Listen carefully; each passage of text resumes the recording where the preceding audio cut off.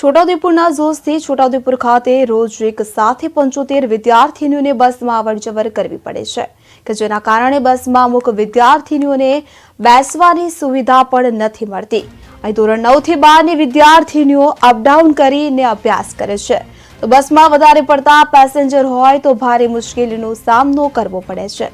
ત્યારે સરકાર ઝોસ ખાતે ધોરણ 9 થી 12 ની શાળા શરૂ કરે તેવી વિદ્યાર્થીઓની માંગ છે। તેમજ શનિવારના રોજ બસ મોડી આવે છે ત્યારે શૈક્ષણિક કાર્યના 2 વિષયના પીરિયડ પણ પૂરા થઈ જાય છે કે જેનાથી અભ્યાસમાં મુશ્કેલી પડે છે।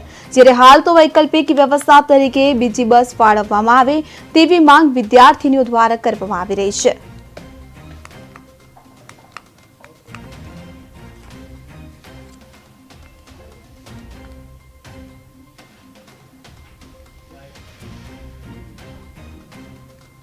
કેજીબી જોજમાં ભણું છું અને અમે છોટાઉદેપુરમાં અભ્યાસ કરીએ છીએ।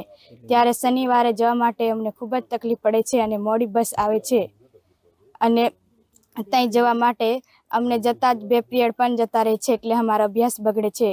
એટલે 2 બસ મૂકવા નમ્ર વિનંતી કરું છું। હું છોજ ગામમાં આવેલી કસ્તુરબા ગાંધી બાલિકા વિદ્યાલયમાં રહું છું।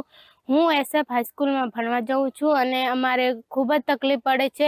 અમે સૌ 9 વાગ્યે બસ આવે છે ગમાણ ફળિયા સ્ટેશને અને અમે ત્યાંથી બસમાં બેસીને SF હાઈસ્કૂલમાં ભણવા જઈએ છીએ અને ત્યાંથી અમને આવવા માટે પણ ઘણી મુશ્કેલી પડે છે। અમે છોટાઉદેપુરથી અંદાજિત 70 બાળકો છોકરીઓ કસ્તુરબા ગાંધી બાલિકા વિદ્યાલય ગમાણ ફળિયા મૂકવા માટે આવીએ છીએ બસ લઈને।